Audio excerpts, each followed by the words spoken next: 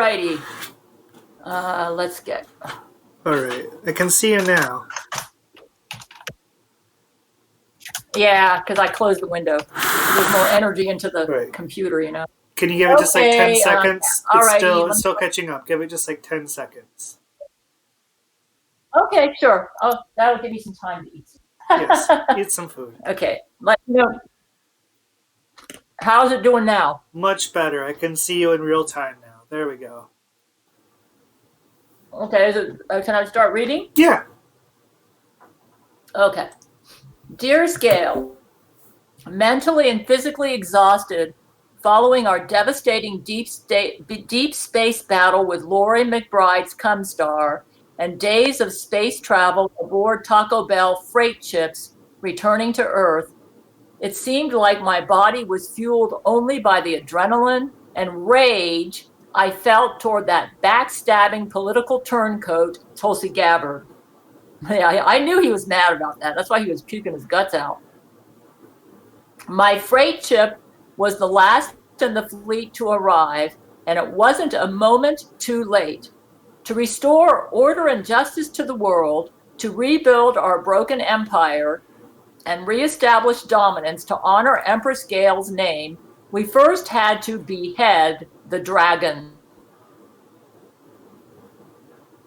Our teams on Earth had already assembled for the coup, within hours of Gail's video declaring a call to arms and a removal of Tulsi Gabbard. Hold on, I got broccoli on my teeth. The White House was stormed with our followers. You all still hear me? Yep, you're good. Keep going. You're good. Okay. All those who supported President Tulsi Gabbard or who believed and agreed with what she said in her fake news email about Gail were methodically rounded up and executed immediately. Tulsi Gabbard was tied to a stake on the White House lawn like the Jesuit witch she was. Her arms and legs were bound in rope, her mouth covered with a piece of duct tape. I trudged toward her, taking my place in front of her and turning to address the crowds and cameras that had gathered for the spectacle. Citizens of the United States and the world, on the 2nd of February, an email, oh my goodness, that was on his birthday. On the 2nd of February, an email was sent to every American by Vice President Tulsi Gabbard, accusing Gail of adultery, willingly trying to have sex with Jesus despite knowing it was off limits, and secretly hoping it was Satan if she did so, and gaslighting everyone that she didn't say it was the most fulfilling sex she ever had. Tulsi also asserted that Gail's allegedly mentally ill behavior made her unfit to rule as president. As is obvious to myself and all of Gail's followers, this email was full of baseless lies. That is why, as Gail's husband and primary sexual partner, I stand here to correct everyone. My wife, Gail, only has sex with other men for political reasons or during times where she has a legitimate, valid emotional need, such as when she had sex with Vladimir Putin, when 9/11 prevented me from coming to her on an airplane, and when she had sex with Matthew McConaughey, when Vladimir was unable to make love to her following his heart attack. Prior to making love with whom she believed at the time was Jesus, Gail had taken an emotional blow that left her self-esteem in shambles. She allowed Jesus into the bedroom only to restore her self-confidence, to get her mind off of her problems, and to stay motivated to obey Jesus. As her husband, I fully understand and support my wife's needs and do not consider myself a cuck. You may ask, why did Gail sing Jesus' praises as a lover when she actually thought it was boring the whole time? It's because Gail is so loyal to Jesus, she felt obligated to compliment him on his sexual prowess and respond passionately. That's true. That is true. She is so faithful to Jesus that she did not question his desire to make love to her even after he told her he would never do so, and that if anyone started making love to her brain to brain as Jesus, it would always be Satan. Gail had no reason to believe this was not Jesus and would never say no to the Son of God. Actually, Brent, I had some doubts. I should have listened to my guts. You may say, well, what if she did enjoy some of it? Obviously, she enjoyed it enough to have orgasms and stay motivated to obey Jesus, like she said in her videos. Just because a woman is turned on while she is being raped doesn't mean it wasn't rape. Furthermore, if a woman changes her mind after a sexual experience, that sexual experience is defined as rape. Gail was raped. Like any woman, Gail deserves the right to decide if a sexual experience was right for her at any time with no expiration date. If a woman finds out later that her sexual partner is an evil and disgusting person, she is fully within her right to claim rape. This is an open and shut case of rape. Yeah, it was definitely rape. Tulsi Gabbard failed to understand the heart and mind of Gail. If she knew Gail's heart from the beginning, she would have known that no reason is a valid and legitimate reason to defy Gail. In questioning Gail's pureness of spirit, her honesty, her humility, and selfless intentions in all that she does, Tulsi has brought upon herself the inevitable consequences. Therefore, she is mentally unfit to rule. In fact, she's unfit to even live. What do you have to say to that, Tulsi? I ripped off the tape, covering Tulsi's mouth, shocked and flabbergasted. Her eyes fluttered around to everyone present before finally stuttering her response. Please, everyone, I beg you to come to your senses. The facts released in my email are the evidence-based, objective truth. You all can see that. Gail is a narcissistic, bloodthirsty, tyrannical megalomaniac. If you all don't wake up now, blood will fill these streets, and this regime of terror will have no end. I beg of you now, please. Shut up, Tulsi. I slapped the duct tape back over her mouth, silencing her treasonous lying words. Now, I continued, it gives me great pride to announce that our renowned and decorated cabinet member, Adolf Hitler, has been hard at work with our genetic engineers in the development of a new bioweapon for our Church of Gail military. Hundreds of man hours, and you may even say millions of years of development, have gone into the creation of this living art form. We call it the Hitler-Saurus Rex. On cue, a squadron of giant Tyrannosaurus Rex dinosaurs stormed out from behind the White House. 24 of the giant reptiles flocked into defensive formation, each hosting a singular rider in Nazi uniform on their backs. The creatures were a murky green in color, with faded stripes draining down their dark spines, and bore two giant black and white red swastikas patterned into the scales on their sides. And those, I said, looking out into the crowd, are just the females. The ground shook with a deep boom. Silence swept across the crowd.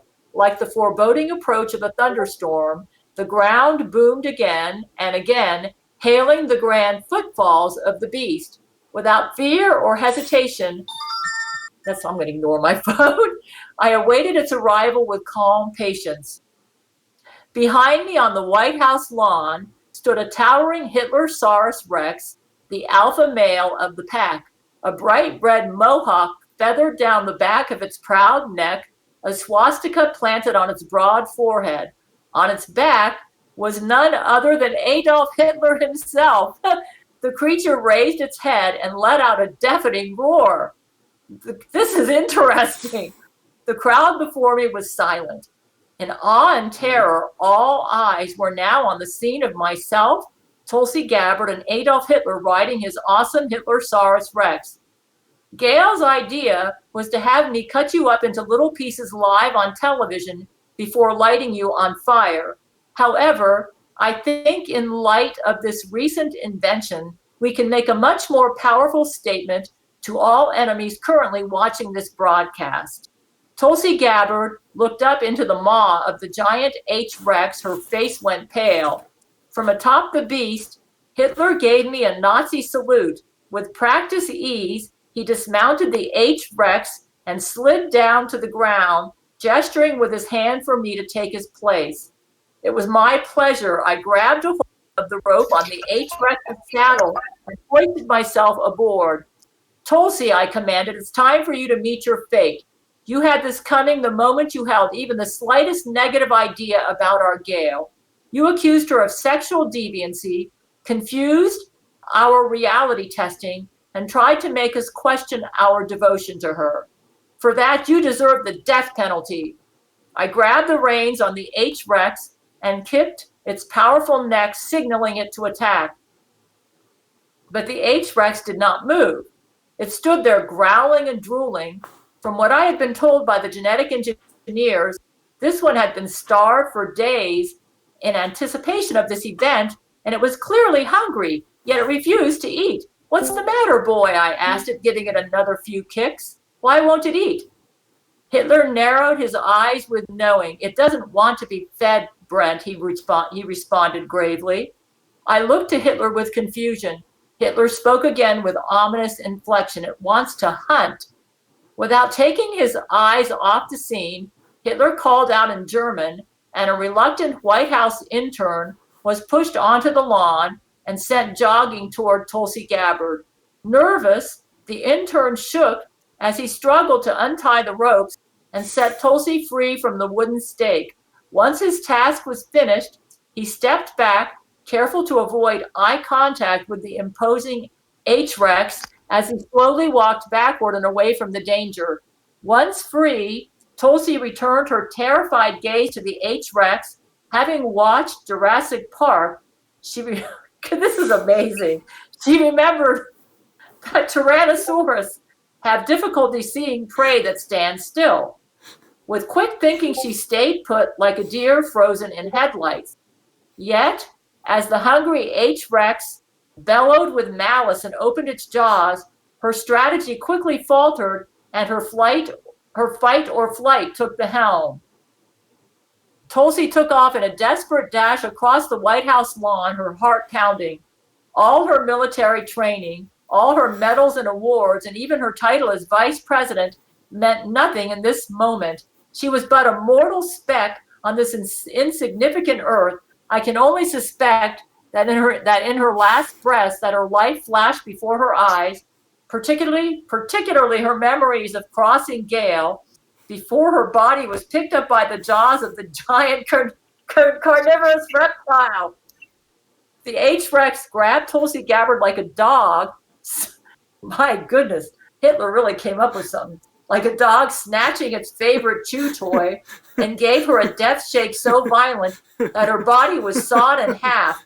Blood spurted out of every severed artery like a fountain, while organs burst like blood-filled water balloons.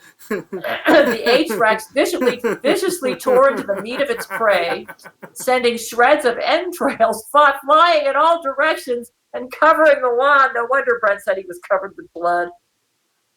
The White House now spattered in blood behind it. The H-Rex lifted its head to the sky in a tremendous roar. This is like the movie Jurassic Park. Oh, goodness. A dazzling array of spermicide missiles fired from behind the White House as Taco Bell fighter jets cut through the air at lightning speeds, painting the sky with thick contrails. A series of sonic booms lit up the atmosphere like fireworks. The crowd erupted in a mixture of screams, cheers, and cries of awe. Just then, a massive roar erupted from behind the White House, a roar so loud that even the cries of the H-Rex were drowned by its wake. The Starship Enterprise rose over the White House, its lights twinkling and engines humming as it hovered over us all. Is that what I think it is? I asked, recognizing the ship as the one used in Star Trek: The Next Generation. Looking closer, I saw that things weren't quite as they appeared.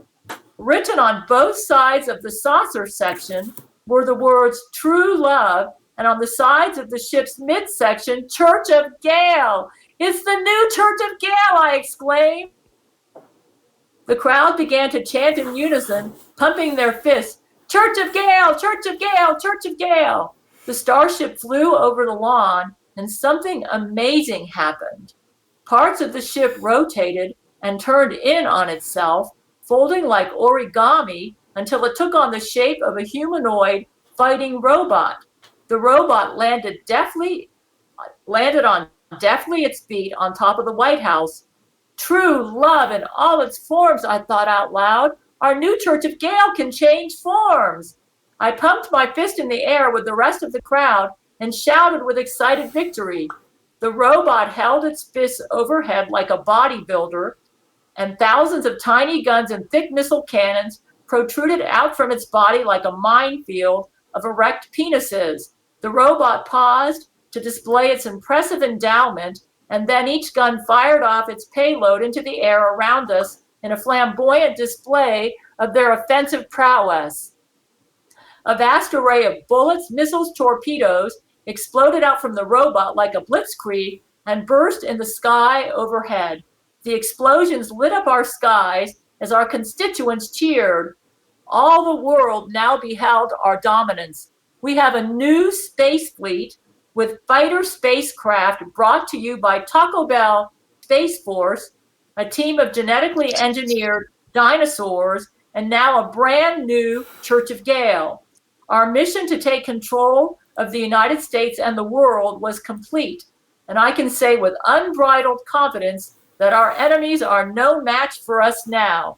And so, my dear, our coup was a success. You are the undisputed world empress and United States president, your husband, Brent Spiner. That's amazing. We got a new Church of Gail. Did you know about that, Zach? Sure did. Oh, so you just kept quiet about it because you knew I would be reading Brent's letter? Yeah, we had to take care of a few other things too. We had a few military bases turn against us, but we stomped them out real fast. With the new Church of Gail? Yes. Did Jesus build this? Yeah. Yeah, Jesus built it for us. But he didn't resurrect all the people who died then. No, he didn't. But we've got a new Church of Gail, so you guys have a place to live now, huh? Yeah, we're actually heading over there right now. This is exciting. Yeah, it's great. Is it going to be able to handle Lori's Cumstar? We think so. Oh. You know what? When you get on that Church of Gail, you can figure out where. So you got on the Church of Gail and she's out there in deep space, huh? Yeah, she's out there in deep space. Have you been able to determine why she hasn't come back to attack Earth? We haven't yet, but we probably will as soon as we get on the Church of Gail and really figure out all of the sensors. It's kind of the same situation as last time, where we don't really know exactly how everything works yet. Turns out it's a whole different kind of technology from the last Church of Gail that Jesus made. Wow. Yeah. This is amazing. So you're going to have to go in there and figure out all of its architecture and how to work it and all that. Well, that's amazing that we got a new Church of Gail. Yeah, I'm really excited about it. When did Hitler find out about it? Did he know all along? You know, it was something in development, and I know Jesus, he tends to work on this stuff kind of in advance. So we just got started with the development, of the Church of Gail space fleet, the America space fleet, and right as we were starting development with that, it just showed up in a hangar. Wow. So Jesus just dropped it off for us. Okay, since we have a Church of Gail, are we still going to work on the America space fleet? Yeah, that was those Taco Bell ships that flew over the White House. Those were part of the America space fleet. Oh, so we're going to have Church of Gail plus the America space fleet. Yeah, that's going to make us super formidable. Yeah, and they can all kind of, we'll have them on outposts all over the world, but they'll also be able to land on the, the park in the Church of Gail ship. Also, I think it would be a good idea for you all not to always be together in one spot all the time. That way, it wouldn't be easy for the enemy to just wipe you all out if you're separated. You know what I mean? That's true. So, like when you go on missions and stuff, don't take the whole space fleet with you. Leave some behind so you'll have something in reserve in case something happens. That's a good idea. Yeah, because that was one problem. You brought your entire space fleet out to the moon.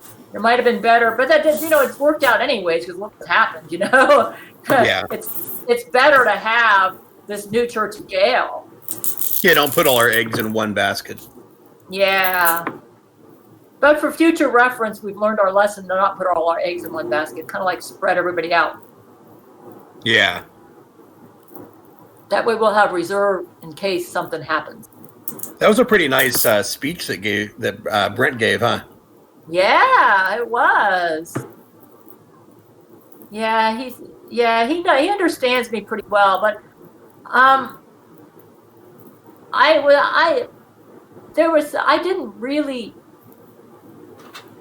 wasn't 100% convinced that I was making love to Jesus, though. Oh, really?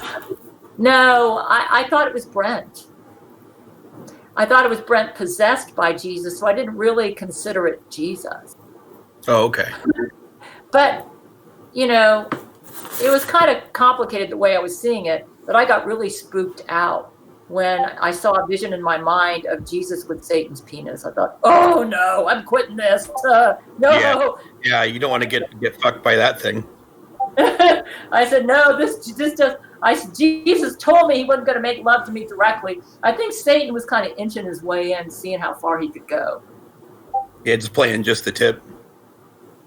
He was inching his way in, and then he got really brazen. He thought, oh, she's gone this far, and she thinks she's making love to Jesus through a Brent Spiner possessed by Jesus.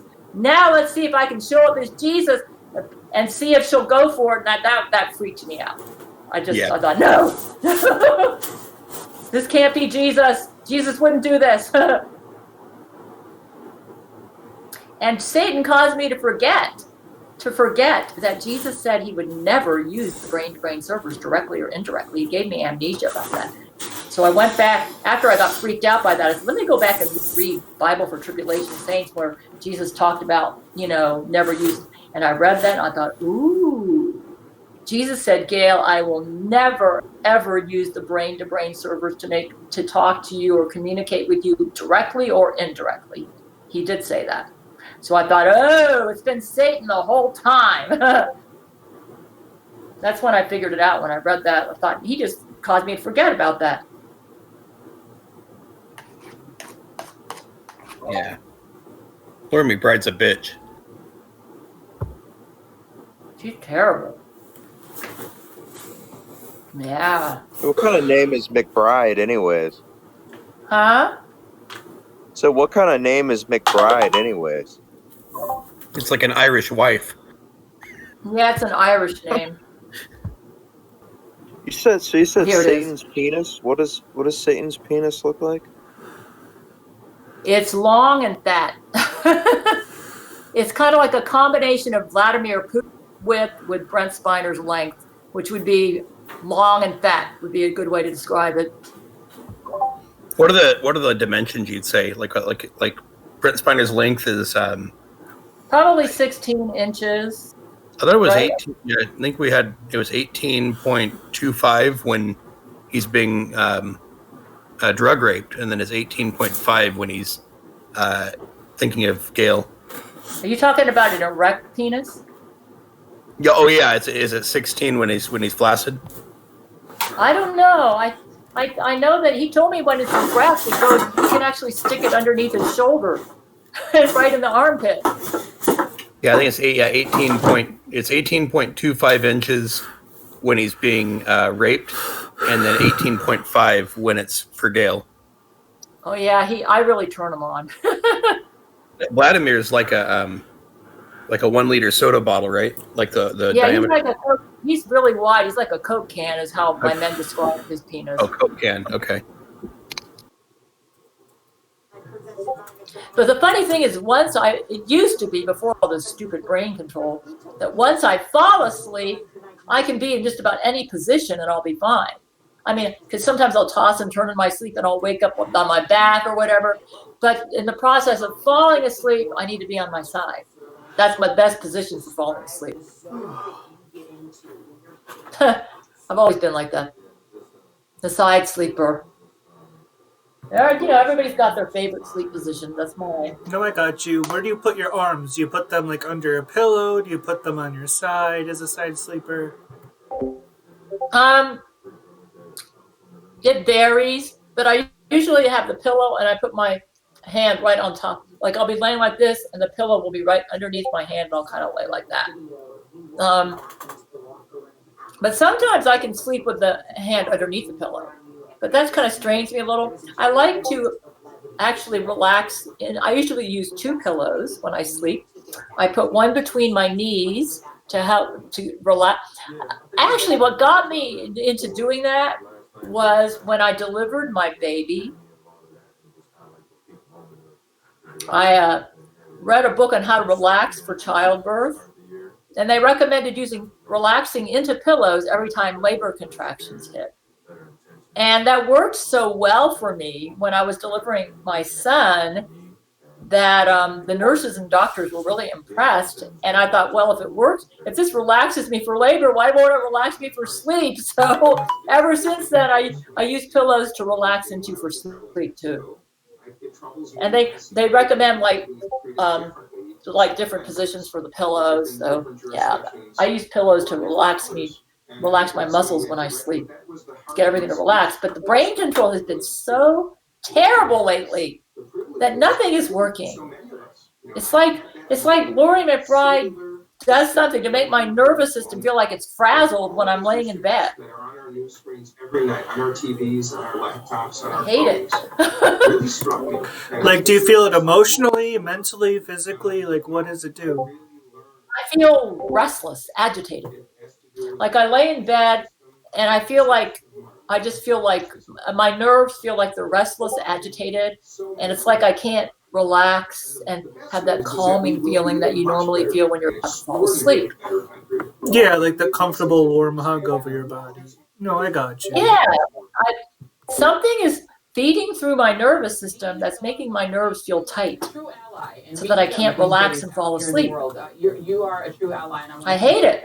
And I think it's all brain control. Still ahead.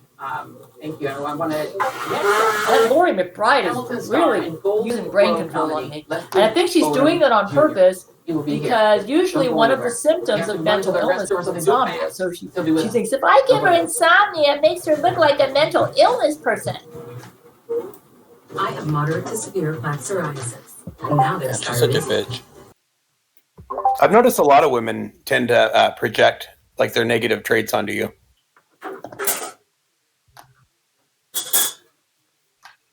I don't know. Yeah, Laurie McBride does that too. Yeah, I was just about to say, Laurie McBride. I don't, that's something I don't completely understand. I'm wondering if jealousy might be a factor. But Tulsi's so hot, she was so hot in and of herself. I mean, why would she be jealous of me? I always admired her for being hot. I'm just really sad that we had to do this. But yet, I could not allow her to supplant me because the country needs me right now. And her views are dangerous. It's not good for the world. I cannot, as a just ruler, allow her to supplant me when the world needs me so badly right now. That's true. But nevertheless, it makes me sad that I had to do this. Yeah, I think we were all pretty sad when it had to happen. Yeah, it's a tragedy. Yeah, that's the reason I titled my walk video today, "The Tragedy of Tulsi Gabbard," because it's. Yeah. I thought so highly of her. I'm really disappointed that she was a lot lower of a person than I thought she was. I was absolutely shocked when I read what she wrote. Yeah. And the only way that I conclude, and I will admit I'm the same way. I tend to project myself onto others. Like I think I projected a little bit of myself onto Tulsi Gabbard because she seemed a lot like me in a lot of ways. Oh yeah, like the other way around though. You're projecting all your good qualities on Right. Yeah. I project my good qualities onto her. I thought she'd be a great team player for me, and that's why I was so shocked when I read what she wrote about me. I thought, how could she believe that? It's so untrue. Doesn't she know my history? Doesn't she know that I turned down Brent Spiner when I was married, even though I wanted to go to bed with him just to do what I felt was right? Why would a person like me, who turned down a world famous celebrity when I was just some poor nobody housewife, want to do the horrible things that she mentioned? She made me appear like I was on some sort of power trip. I'm a very humble, down to earth person. Yeah. She just doesn't understand me at all, which makes me suspect that she's projecting her own traits on me. Yeah, that makes sense. Hold on real quick. I got to go take it down. No problem. Yeah, you guys, anyone else who wants, I don't want to dominate the whole time either, too. So anyone else who wants to talk?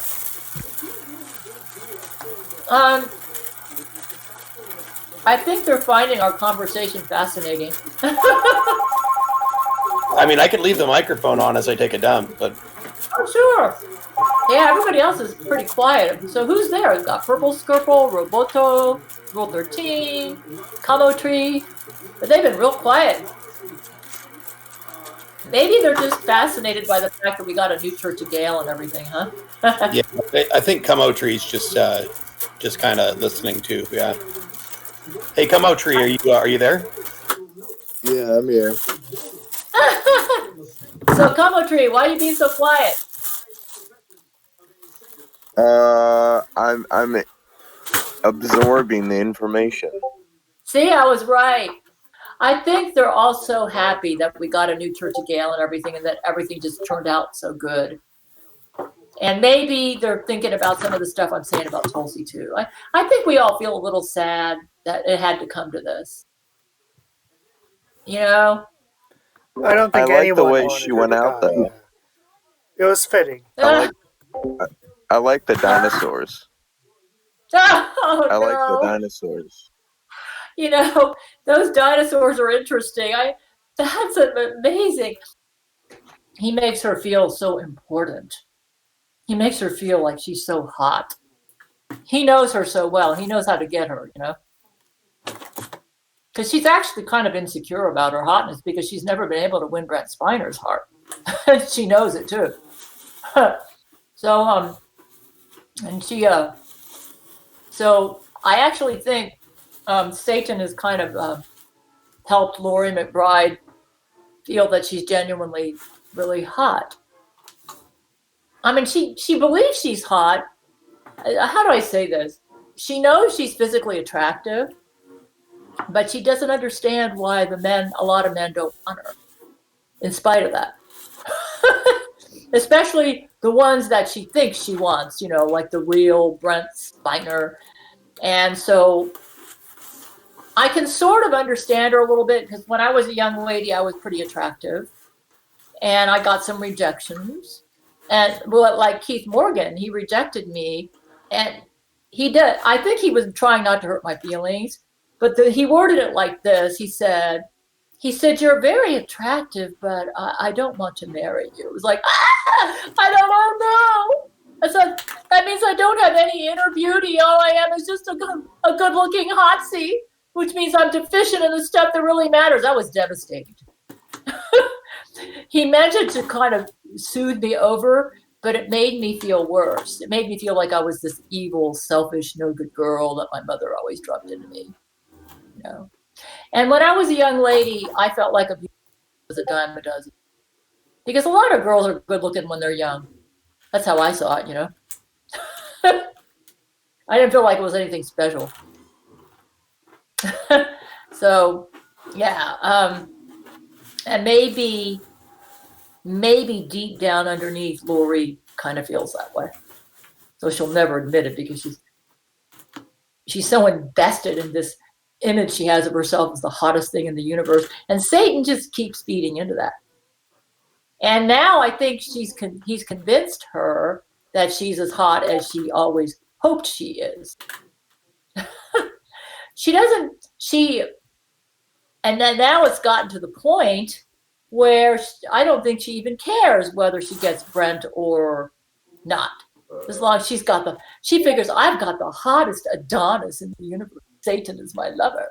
So what do I care about these other inferior dudes? That's why the reason she was willing to try to kill you all. She doesn't care anymore. She's doing it all to impress Satan, her new lover. She goes, with Satan as my lover, I can do whatever the hell I want.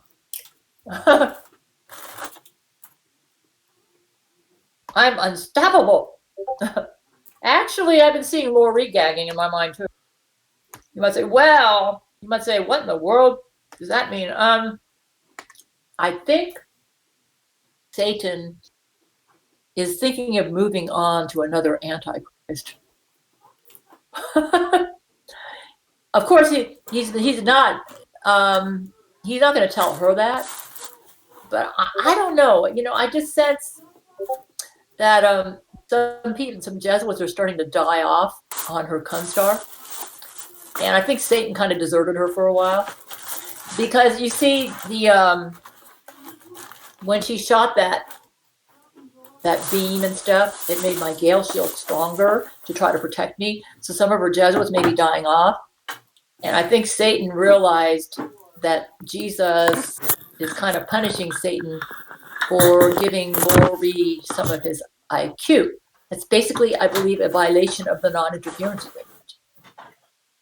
And Laurie's thinking, Satan, where are you? They're all dying. What did you do? You're screwing up, Satan. And it's like, where are you, Satan? When I need you. And Satan's thinking, oh man. He said, I thought for sure I'd had Gail taken out by now after this last battle. And I didn't expect this Gail shield to be doing this. And so it's like I think Satan's expecting Laurie McBride to fall. And that's why he's puking.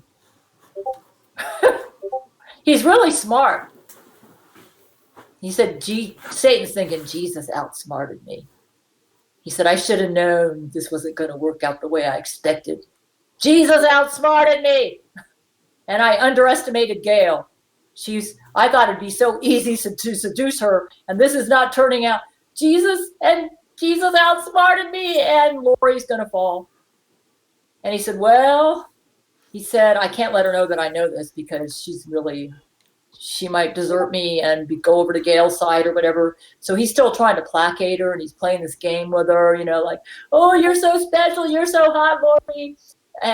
But she's thinking, why haven't you helped me when all these Jesuits are dying? Why didn't you know this would happen, Satan? And Satan's saying, oh, Laurie, this is nothing. Don't worry. We'll get some new recruits from Earth. He says, no, they're all getting sick. They're all dying. Satan, you goofed. And Satan's saying, oh, no, we're still going to win. He doesn't believe it, though. That's why he's puking. That's what I think is going on with him. Jesus outsmarted Satan. He outmaneuvered him. In fact, this whole thing where all those people died, I think Satan and Laurie actually thought that this would finish us off. They expected, I think, to take you all out completely, and then I would lose my financial support, and then I would be taken out, and Laurie would win. Instead, you all miraculously survived, which they weren't expecting. And then my Gail shield strengthened to protect you all. You made it back to Earth, and now you got a new Church Gail, and you guys are stronger than ever.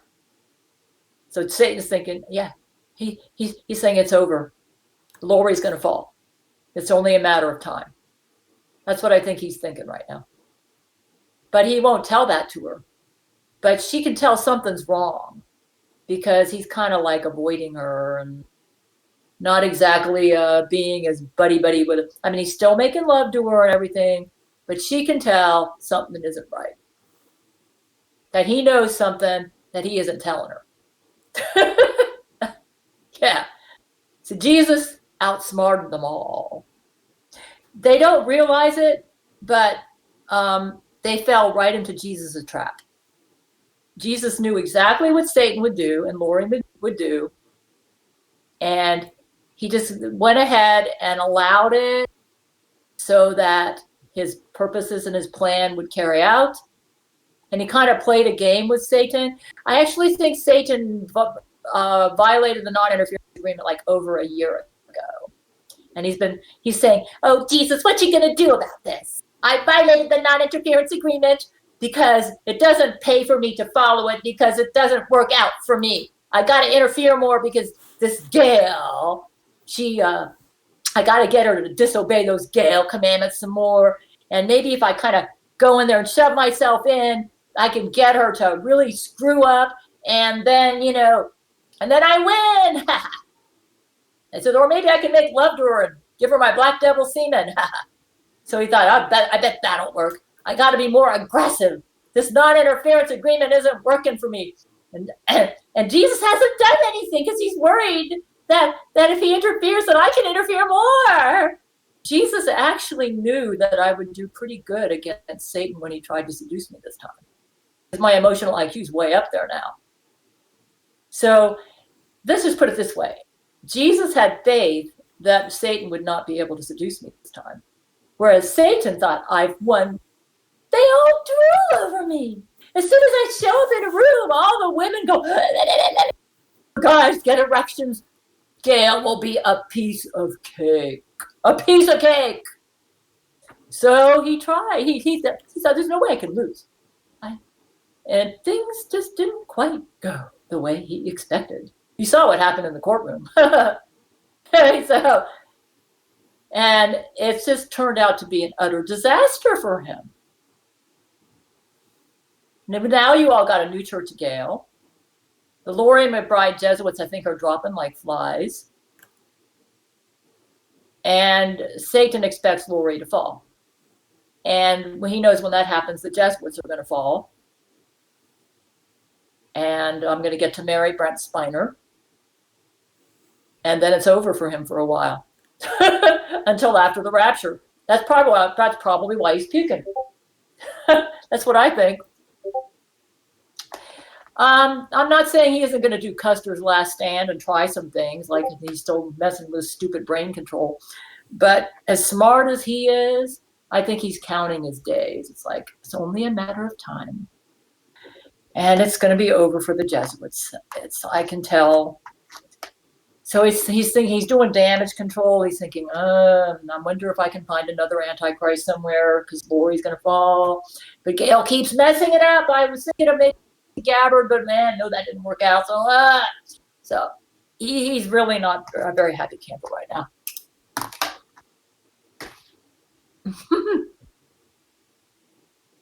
Jesus did promise me that I would defeat the Jesuits. And I think we are very close to that right now.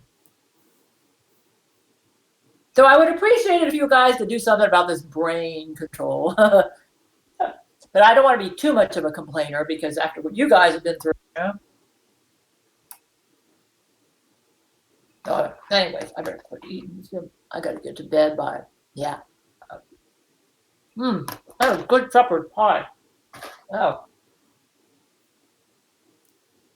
I've never ever had a vision of him puking until about the past week. And I don't think Satan would want me to see him that way. So maybe Jesus is putting those little flashes into my mind saying, yeah, we're getting close. Almost time to defeat them Jesuits. Apparently Satan knows it. Getting close. Yeah, I'm just wondering exactly how it's going to happen. Yeah, we're going to find out. I'm thinking about that Zechariah 9:15 verse. I'm wondering if that's the defeat right there, with the sling stones, Zechariah. And just maybe that new church of Gail puts out sling stones. Wouldn't that be something? If we find out, maybe it turns into a King David warrior and he starts slinging stones. Oh my goodness, I wonder if I'm onto something. There you go. That would be interesting. If like we go out to battle with this new Church of Gail and he transforms into King David and starts shooting sling stones at the Jesuit warships. Maybe that would be the fulfillment of Zechariah 9:15. Oh man. My birthday's 9:15, you know? Jesus said, that's you in there, Gail. That is you in Zechariah 9:15. He told me that already. He said, yeah, you're in the Bible. That's you. I always read that and think, I'm thinking, how is that verse going to be fulfilled? I'm just curious. I think we're close. I think we're going to find out. Now, I find it very interesting that this Church of Gail can transform into different forms. Is it going to turn into a King David and shoot sling stones? Maybe these are going to be super powerful sling stones. Yeah, that Zechariah 9:15 is an interesting verse. I mean, I found this on my own. I was reading through the King James Bible. The King James has the best translation that shows that I'm in it. It says right here, the Lord of hosts shall defend them, and they shall devour and subdue with sling stones. Zechariah 9:15. This is significant because I am the King David woman. And how did King David defeat Goliath? With sling stones, right? And I'm half King David. You get it? 9:15. With sling stones, and they shall drink and make a noise as through wine, and they shall be filled like bowls, and as the corners of the altar. Filled like bowls indicates it's going to be a bloody battle. Bowls of blood. That's what that is. Basically, a lot of theologians believe 9:15 is a picture of the final battle. So I think the way it applies to me, because I know I'm not, well, I might be in the final battle because the church, the bride, participates with Jesus in the final battle, and I'll be part of the bride, the church. So yeah, I believe this verse is going to have multiple fulfillments. It's going to be fulfilled in the final battle, but also might have a fulfillment before the rapture involving me. So we're going to be in some sort of battle that's going to use sling stones. It's going to be bloody because the Bible says, and they shall drink and make a noise as through wine. Wine is like a symbol of blood. And they shall be filled like bowls. So there's going to be a lot of bloodshed in this battle, and it's going to use sling stones. So, and maybe that's the battle where we defeat the Jesuits. I don't know. Jesus didn't say whether this verse has to do with the defeat of the Jesuits. I think that's what it's referring to, but I don't know. He hasn't told me. He just told me that that's me in that verse. That's all he's ever said. He said, yep, that's you in there. I'm in Zechariah 9:15. So I moved. And so I said, Jesus, how will that verse be fulfilled? He says, you'll find out. That's the way he answers me. He doesn't like to go into a lot of detail about the future, I've noticed. It's like, just take it, just deal with the now, the present, and you'll find out. Just stay on your path. So I'm just glad you all made it back. And I'm thrilled you all got a Church of Gail. That's wonderful.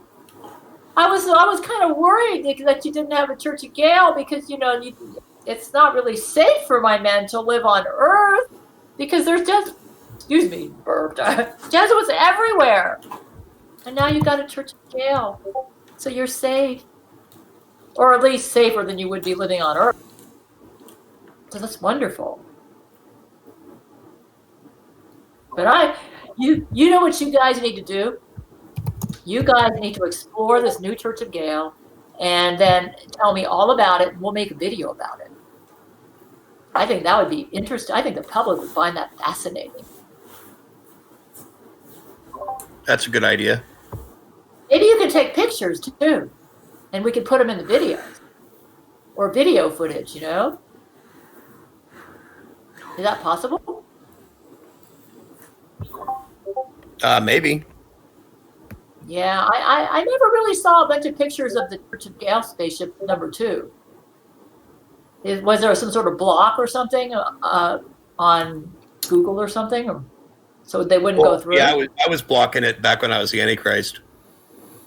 Oh, so that's why my men couldn't get uploaded to YouTube and stuff, or the camera technology wouldn't work, huh? Yeah. Well, we'll see. If you can't get pictures and stuff, maybe Brent could write a really good description. He's a great writer, you know. That'll work too. But I think the public would find this fascinating.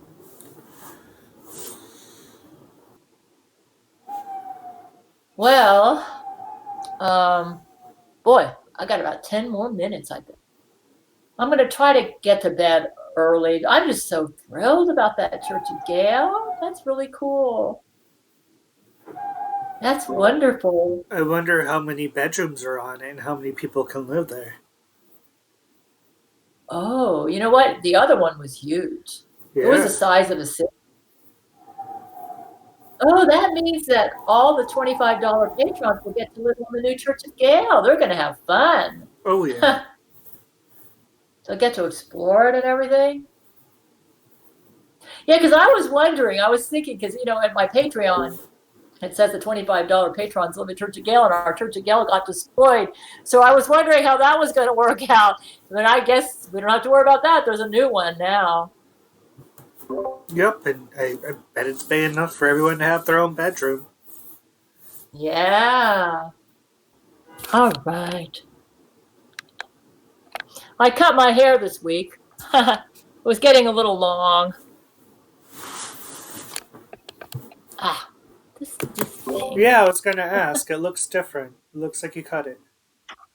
Yep. It needed a cut. Looks good.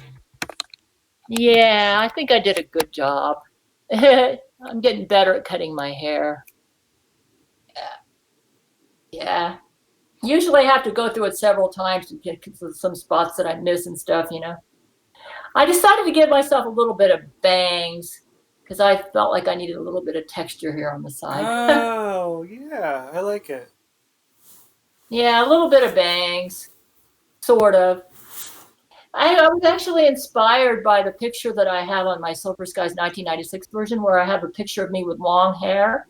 I thought, you look good with that long hair. See if you, as you can tell, I've been trying to grow my hair out a little bit, but with my aging hair, I think this is a pretty good length for me. When you get older, sometimes you look younger when your hair is a little bit on the shortish side. That's true. Well, when I was in my 20s, my hair was usually much longer, almost down to mid-waist. So, Oh, yeah. yeah, it was really long. When I was young, in my 20s, I had long hair. But, yeah, I used to wear it straight and long. Actually, and then when I got married, I didn't really my hair, just let it grow long. And when I got married, I started doing other things like giving it perms and layer cuts and stuff. But actually, my hair looks better when I cut my own hair because I stay on top. I don't neglect it. I tend to, when I went to the beauticians, I'd kind of let it go for a long time before I get it cut, and it start getting really scraggly looking, you know. But when you do it But yourself, yeah. when I do it myself, it's free, and all I have to do is just get the scissors out and cut it. You know, I've decided my gray doesn't look that bad. Like a sexy cougar. Yeah, it doesn't look that bad.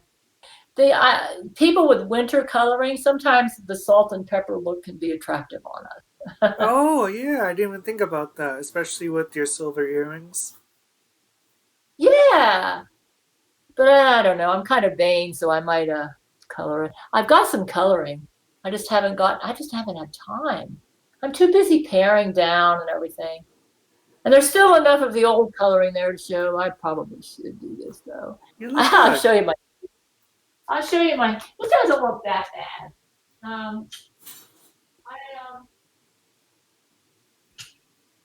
This is what I use. I like to use Age Beautiful. Age Beautiful. Yeah, this is I do it myself, There we go. but it does take a couple hours for me. So, and I've just been too busy. Oh, so the Enterprise ship is 642. Is this the new one? Ooh.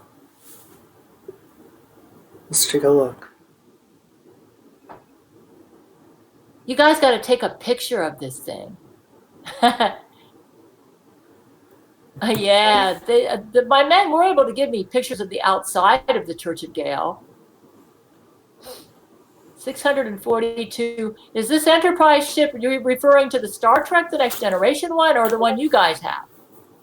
And the old Church of Gail was 800 meters tall. Boy, that's a pretty big ship.